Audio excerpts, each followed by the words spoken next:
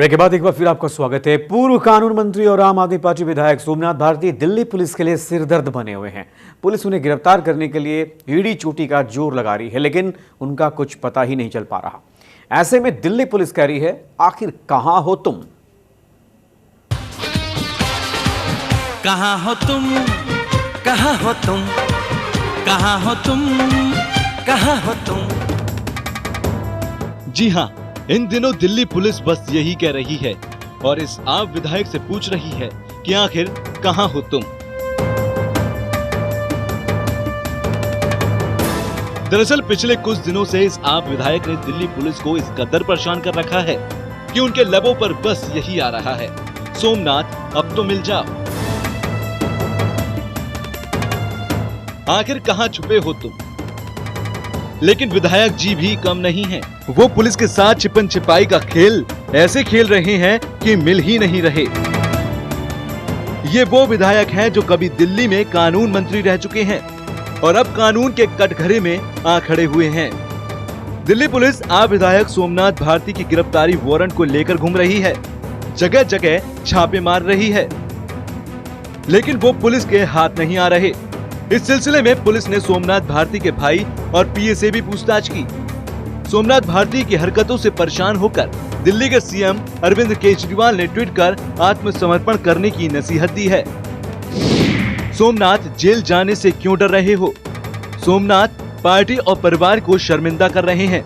सोमनाथ भारती को पुलिस का सहयोग करना चाहिए। हालांकि अब ये कयास लगाया जा रहा है कि पार्टी के इस रुख के बाद सोमनाथ भारती सरेंडर कर सकते हैं, लेकिन जब तक वो सरेंडर नहीं करते या पुलिस उन तक नहीं पहुंच पाती, तब तक पुलिस के साथ साथ सब यही कहेंगे, सोमनाथ आखिर कहां हो तुम। ब्यूरो रिपोर्ट, जस्ट खबर।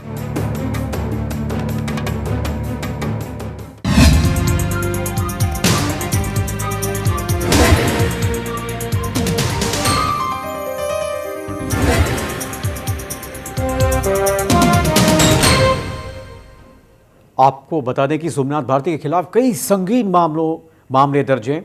हत्या के प्रयास से लेकर धोखा देने तक का मामला दर्ज किया है और खुद उनकी पत्नी लिपिका मित्रा इस मसले पर चर्चा करने के लिए, बात करने के लिए हमारे साथ फोन लाइन पर हैं। बहुत बहुत स्वागत है लिपिका आपका। सवाल यह कि सोमनाथ ने आखिर इतना जुल्म ढाया कि वाकई में ये क्षमा करने के योग्य नहीं है? जी, this abuse was going on since 2010 and बहुत सहने के बाद जब ये बच्चों के ऊपर इफेक्ट होने लगा, तब मैंने डिसीजन लिया for the welfare of the children कि आई शुड कम आउट। मैंने बहुत कोशिश की थी इसको घर में सुलझाने के लिए, बट जब नहीं हो पाया तब मुझे जबरन आना पड़ा बाहर सहायता मांगने के लिए। जी लिपिका, सोमनाथ अभी भागे फिर रहे हैं, आपको क्या लगता है वो सरेंडर करेंगे या फिर उनको ये डर सता रहा है कि तमाम जो उन पर आरोप लगे हैं वो सिद्ध हो जाएंगे और फिर उन्हें कानूनी तौर पर सजा काटनी पड़ेगी? देखिए, उनको तो वो जनप्रतिनिधि हैं, उनका he is a leader, he should lead by example. उनको बिल्कुल आना चाहिए और पुलिस को सहयोग करना चाहिए इन्वेस्टिगेशन में। मैं ये बार बार बोल रही हूँ, जो भी उनको मना कर रहा है ये करने के लिए, वो उनको बहुत गलत एडवाइस दे रहा है।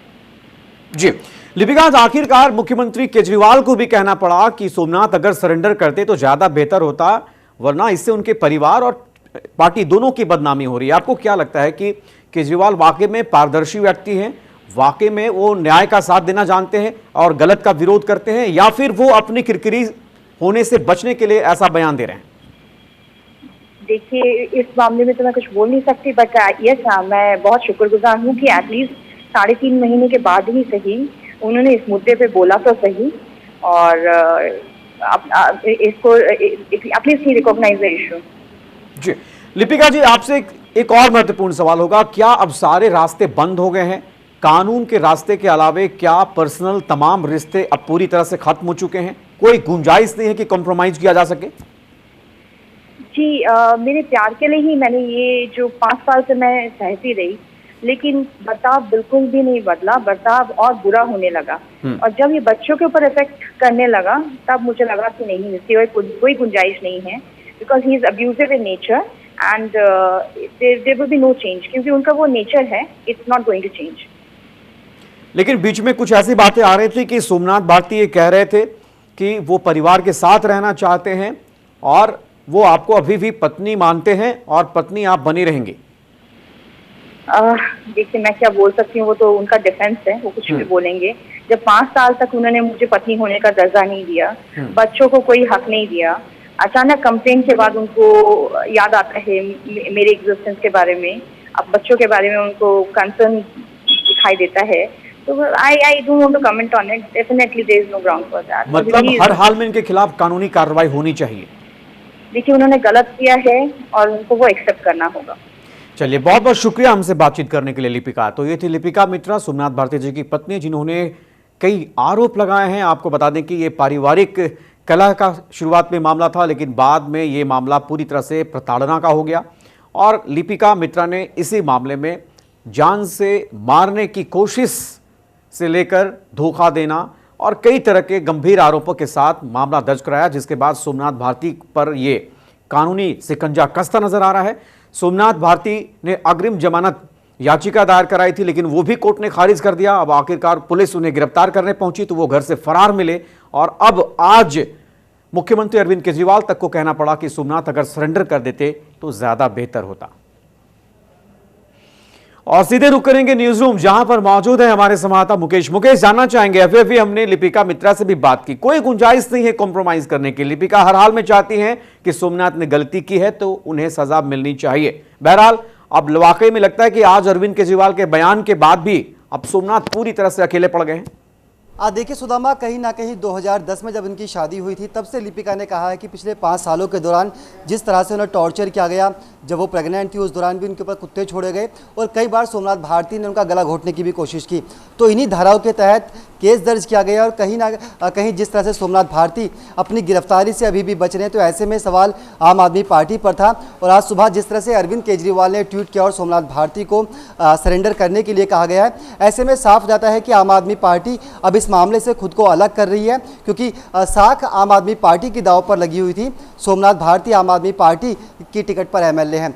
जहां तक लिपिका भारती की बात है, क्योंकि समझौते की गुंजाइश जब होती है जब ये लोग पहले ही समझौता कर चुके होते। इससे पहले लिपिका दिल्ली महिला आयोग जाती है, वो दिल्ली पुलिस हेडक्वार्टर जाती है, वो स्थानीय थाने में शिकायत दर्ज करवाती है। इसके बावजूद कहीं भी सोमनाथ भारती और लिपिका एक साथ एक मंच पर नजर नहीं आए। दोनों तरफ से लगातार बयान होते रहे। लिपिका के आरोप को लेकर सोमनाथ भारती का बार बार ये कहना था कि दिल्ली पुलिस और दिल्ली बीजेपी कहीं ना कहीं बदले की भावना से काम कर रही है, लिपिका भारती को भड़काने की कोशिश की जा रही है। सोमनाथ भारती ने अपने पक्ष में ये तर्क दिए थे कि वो परिवार के साथ रहना चाहते हैं, वो अपने बच्चों से मिलना चाहते हैं, वो अपनी पत्नी के साथ जुड़ना चाहते हैं, लेकिन सिर्फ मीडिया में ही सोमनाथ भारती ने ये कहा। कभी भी सोमनाथ भारती लिपिका के करीब नहीं गए, कभी भी उन्होंने दिल्ली पुलिस की पूछताछ में ये नहीं कहा कि वो लिपिका भारती के साथ रहना चाहते हैं। आपको बताना चाहूंगा कि जब दिल्ली पुलिस की महिला विंग ने सोमनाथ भारती को इंस्ट्रक्शन देकर छोड़ा था कि भविष्य में आपकी पत्नी के द्वारा कोई शिकायत ना जाए, उसके बाद भी सोमनाथ भारती की पत्नी का आरोप है कि लगातार सोमनाथ भारती टॉर्चर करते रहे हैं। और जब किसी केस की तारीख नजदीक आती है तब सोमनाथ भारती कहीं ना कहीं अपना भोलापन दिखाते हैं, अपना भोला चेहरा दिखाते हैं, और जब कोर्ट से उन्हें किसी तरह की रियायत मिलती है उसके बाद वो फिर से पहले की तरह हो जाते हैं। बिल्कुल तो बिल्कुल मुकेश, और जब जब उन्हें थाने में बुलाया गया, जब जब उन्हें कोर्ट में बुलाया गया, वो नहीं पहुंचे और पुलिस ने आरोप लगाया कि सोमनाथ भारती कॉपरेट नहीं कर रहे हैं। कुल मिलाकर देखा जाए तो सोमनाथ भारती ने खुद के लिए गड्ढा खोद लिया, खुद उन्होंने कानून की धज्जियां उड़ाने की कोशिश की और अब लिपिका मित्रा ने यह ठान ली है कि अगर उन्होंने गलती की है तो उन्हें सजा मिलनी ही चाहिए। यानी सोमनाथ भारती के लिए फिलहाल तमाम दरवाजे बंद हैं। आम आदमी पार्टी ने भी खुद से किनारा कर लिया है सोमनाथ भारती से और अब कहा यह जा रहा है कि सोमनाथ भारती छिपे फिर रहे हैं, लेकिन कब तक वो भागेंगे, कब तक वो कानून को गुमराह करेंगे, ये देखने वाली बात होगी, क्योंकि आखिरकार उन्हें कानून के शिकंजे में आना ही पड़ेगा। बहुत बहुत शुक्रिया आपका विस्तार से जानकारी देने के लिए मुकेश।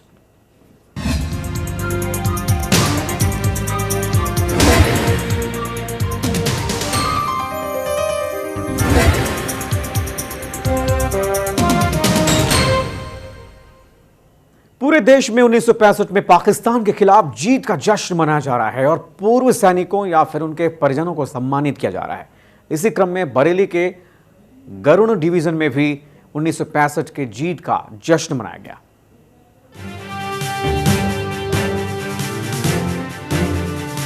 उन्नीस में पाकिस्तान को घुटने टेकने पर मजबूर करने वाले सैनिकों की याद में बरेली के गरुड़ डिवीजन में कई कार्यक्रमों का आयोजन किया गया। इस मौके पर जहां पूर्व सैनिकों या फिर उनके परिजनों को सेना ने सम्मानित किया, वहीं 1965 के युद्ध को याद करने के लिए प्रदर्शनी का भी आयोजन किया गया।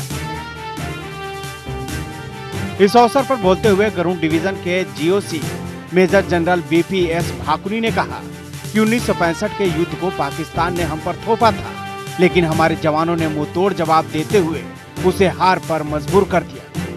साथ ही उन्होंने कहा कि उसके बाद से पाकिस्तान का डाउनफॉल शुरू हो गया और इसका नतीजा 1971 के युद्ध में देखने को मिला।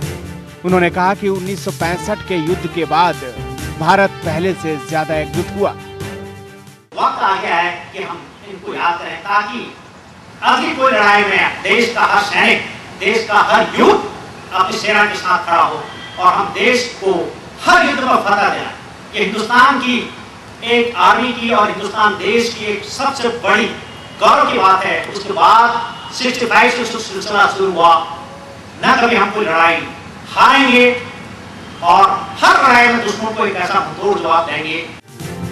आपको बता दें कि पाकिस्तान पर भारत की जीत का 50 साल पूरा होने के उपलक्ष्य में पूरे देश में गोल्डन जुबली मनाया जा रहा है और युद्ध में देश के लिए प्राण न्यौछावर करने वाले वीर जवानों को श्रद्धांजलि दी जा रही है। साथ ही उनके कामों का बखान कर सेना के जवानों का मनोबल भी बढ़ाया जा रहा है, ताकि फिर कोई ऐसी स्थिति आए तो भारत के जवान वैसे ही जवाब दे जैसे 50 साल पहले हमारे सैनिकों ने पाकिस्तान को जवाब दिया था। बरेली से जस्ट खबर के लिए शारिक नावेद की रिपोर्ट।